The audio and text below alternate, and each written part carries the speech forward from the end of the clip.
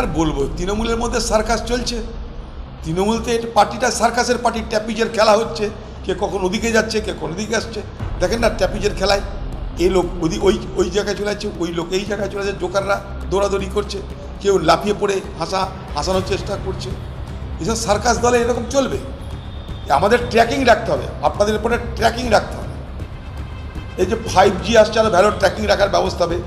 তৃণমূলের কোন নেতা কখন কোন পদে থাকছে না থাকছে, কখন পদ যাচ্ছে, কখন কত মাল দিচ্ছে, কখন মালে কম পড়ছে, কখন কলকাতা থেকে মেয়র সাহেব সেখানে মাল কালেকশন করে তুলে যাচ্ছে, এই জন্য ট্র্যাকার রাখতে হবে, ট্র্যাকিং রাখতে হবে, নাহলে ধরা মুশকিল।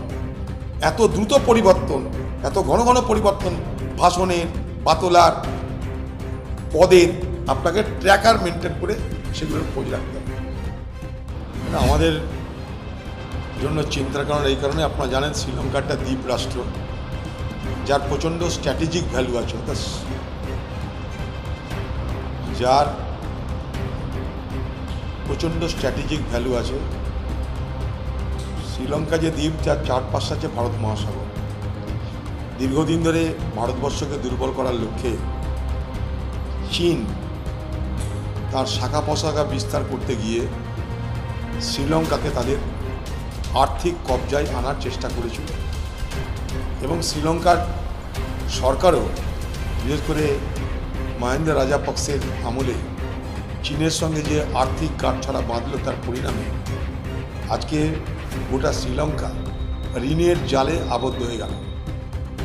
চীনের এইটাই হচ্ছে কূটনীতি, যে কূটনীতিকে বলা হয় ঋণের জালে ফাঁসিয়ে দেওয়ার কূটনীতি, ডেট ট্র্যাপ। আজকে গোটা শ্রীলঙ্কা তাই ভিখারির রাষ্ট্রে রূপান্তরিত হয়েছে। মাত্র 2,20,00,000 লোক শ্রীলঙ্কা, তাদের তেল নেই, তাদের খাবার নেই, সরকারের ভাড়ারে পয়সা নেই। স্বাভাবিক কারণেই গোটা দ্বীপ, গোটা শ্রীলঙ্কা দ্বীপে আজ এক ভয়ানক অনিশ্চয়তা। কালকে কি হবে কেউ জানে না। সেখানটাই প্রধানমন্ত্রীর বাড়িতে আগুন, রাষ্ট্রপতির গৃহ দখল করে নিচ্ছে সাধারণ মানুষ। একটা গণতান্ত্রিক রাষ্ট্রে এই দৃশ্য কখনো কেউ দেখেছে বলে আমার জানা নাই। এবং সাধারণ মানুষের ক্ষোভ কতটা তীক্ষ্ণ এবং প্রবল হতে পারে তা আমরা কালকে দেখলাম। স্বাভাবিক ভারতের জন্য এটা যথেষ্ট দুশ্চিন্তার কারণ। ভারতের জন্য এটা যথেষ্ট দুশ্চিন্তার কারণ, কারণ যেহেতু আমাদের থেকে পক প্রণালী পার হলে শ্রীলঙ্কা, মাঝে একটা খালি সমুদ্রের একটা অংশ, পাক প্রণালী পার হলে শ্রীলঙ্কা, সেখানটায় লক্ষ লক্ষ তামিলরা আছে, না খেতে পেয়ে তারাও ভারতবর্ষ আসবার চেষ্টা করবে। স্বাভাবিকভাবে তামিলনাড়ুতে আগামী দিনে এক অস্থিরতা তৈরি হতে পারে। গোটা ভারতবর্ষের জন্য একটা নিরাপত্তা সংকট বলে আমি মনে করি। দেখুন, আমি আগেও বলেছি আপনাদেরকে যে ইলিসিট লিকার মানে বিষ মদ সারা পশ্চিমবঙ্গে আজ ছেয়ে গেছে একটাই কারণে, তাহলেও মানুষ মনে করছে যে অবৈধ মদের কারবার করে আমি রোজগার করতে পারব। এই অবৈধ মদের কারবার তো এমনি এমনি হয় না। স্থানীয় নেতাদের সেখানে ভাগ দিতে হয়, পুলিশকে সেখানে ভাগ দিতে হয়, তবেই অবৈধ মদের কারবার চলছে। এখন মৃত্যু হয়েছে ফলে এটা নিয়ে নাড়াচাড়া হচ্ছে।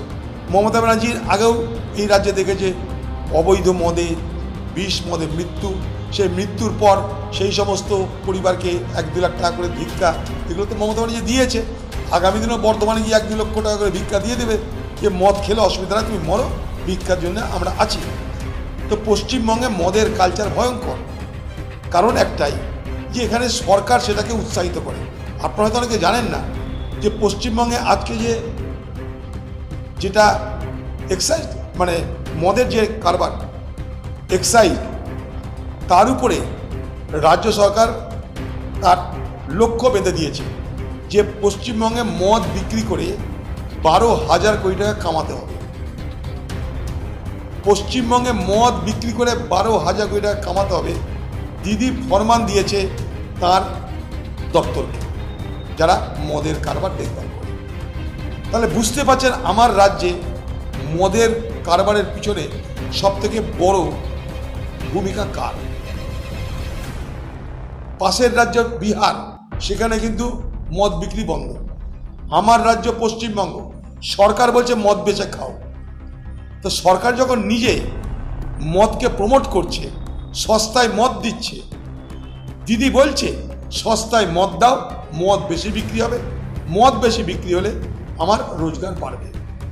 এটা যদি একটা সরকারের নীতি হয়, স্বাভাবিকভাবে অবৈধ মদের কারবার তো বাড়বেই। সেই অবৈধ মদের কারবারের শিকার এই সমস্ত সাধারণ মানুষরা, যারা জানে না কোনটা বৈধ মদ, কোনটা অবৈধ মদ, কোনটা বিষ না কোনটা ভালো, যারা জানে না, তাই তাদের এই দুরবস্থা। কোনো অবৈধ মদের কারবার রাজ্যের যারা তৃণমূল সরকার, তৃণমূলের নেতা নেত্রী, পুলিশ, তাদের চোখকে ফাঁকি দিয়ে হচ্ছে না, হতে পারে না। মদের যারা মাফিয়া, যেমন মাটি মাফিয়া আছে, বালি মাফিয়া, কয়লা মাফিয়া, মদ জমি মাফিয়া, পাশাপাশি মদ মাফিয়া এই বাংলায় একটা বারবারন্ত পেশার নাম।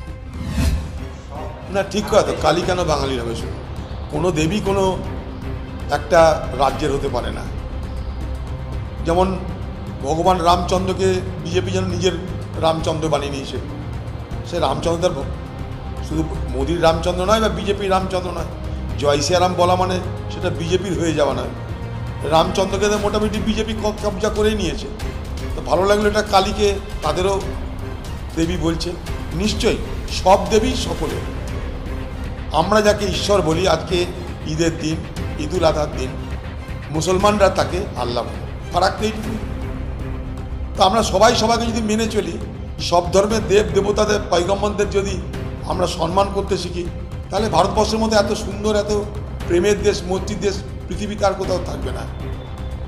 আমরা কালী নিয়ে মারামারি করছি, জয় সিয়ারাম নিয়ে মারামারি করছি, প্রতিযোগিতা করছি, কে কত বড় মন্দির বানাবে তা নিয়ে প্রতিযোগিতা। এগুলো না করে মানুষের অভাব, অভিযোগ, দারিদ্রতা, সেগুলো দূর করার কেন প্রতিযোগিতা হচ্ছে না? সমস্যা এইখানটা, আমার প্রশ্ন এইখানটাই। মানুষের অভাব, অভিযোগ, শিক্ষা, স্বাস্থ্য, রোজগার, তা নিয়ে রাজ্যে রাজ্যে প্রতিযোগিতা হোক, দেশে দেশে প্রতিযোগিতা হোক। তাহলে মোদিকে খামোখা জয় শ্রীরাম বলতে হয় না, আর দিদিকে সময়ে কালী আর সময়ে আল্লাহু আকবার বলতে হয় না। সবাই আমাদের স্রষ্টা। খুব দুর্ভাগ্য।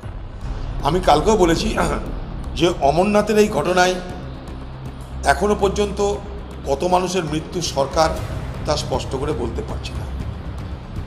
এবং এটা তখনই স্পষ্ট হবে যখন কত মানুষকে যাওয়ার অনুমতি দেওয়া হয়েছিল আর কত মানুষ ফিরে এসেছে। এই দুটোর যতক্ষণ হিসাব না পাওয়া যাবে, ততক্ষণ কত মানুষ প্রকৃতপক্ষে নিখোঁজ বা মৃত তার প্রকৃত তথ্য পাওয়া মুশকিল। আপনারা জানেন এবার রেডিও ফ্রিকোয়েন্সি কার্ড দিয়েছে সেই সমস্ত যাত্রীদের, ফলে বার তো করা স্বাভাবিক। আমরা সবাই জানি যে অমরনাথ একটা পবিত্র স্থান, যে অমরনাথে মুসলমান তারা মন্দির রক্ষা করে, হিন্দু তারা তীর্থযাত্রী হয়। এই সম্প্রীতির মিলনস্থলের নাম অমরনাথ। সেখানে এই ঘটনা আমাদের সকলকে দুঃখিত করেছে। আমরা সকলে মর্মাহত। কত মানুষের মৃত্যু হয়েছে জানি না। ভারতবর্ষের সরকারের কাছে দাবি আমি করেছি যে দ্রুত তাদেরকে পুনরুদ্ধার করার ব্যবস্থা করা হোক। দুর্গম পথ, আকাশ ভাঙা বৃষ্টি, তার সঙ্গে ঠান্ডা হাওয়া, যারা তীর্থযাত্রী তাদের দুরবস্থার শেষ নেই। এই জায়গায় দাঁড়িয়ে সরকার আরও উদ্ধার কাজে মনোনিবেশ করুক। এবং পশ্চিমবঙ্গ সরকারকে বলবো যে আপনারাও কাশ্মীরে গিয়ে আপনারা একটা কন্ট্রোল রুম খুলুন এবং সেখানে আপনারা উদ্ধার কাজে হাত লাগান। তৃণমূলের নেতা হবে কোথায় পাওয়া যাবে? আর স্টাফ রুমে, বেডরুমে, বাথরুমে, সব জায়গায় তো অস্ত্রই আছে। অস্ত্র আছে, মাদকদ্রব্য আছে, টাকা আছে, এইসবই আছে। তৃণমূলে এইটাই হবে। আমি তো আগেও বলেছি হোয়াটসঅ্যাপ কলে মশলা পাওয়া যায়, রিভলভার পাওয়া যায় তৃণমূলের দলের। তা অ্যাকাউন্টেন্টের ঘরে অস্ত্র থাকবে, এর মধ্যে আমি অবাক হচ্ছি না। তৃণমূলের অফিসে অস্ত্র, বাড়িতে অস্ত্র, শোভার ঘরে, বসার ঘরে অস্ত্র, কালো টাকা, এইটাই তৃণমূল। পাহাড়ে মমতা ব্যানার্জিরই লোক অনিক থাপাকে ম্যানেজ করতে যাচ্ছে মমতা ব্যানার্জি। দেনা পাওনা কোনো গণ্ডগোলে যে পদত্যাগ করবে আর কি? এগুলো কিছু না, দেনা পাওনার লাফড়া, বাকি কিছু নৈতিকতা নেই এখানটা। এই রাজ্যে যা আছে দেনা পাওনা নিয়ে গণ্ডগোল।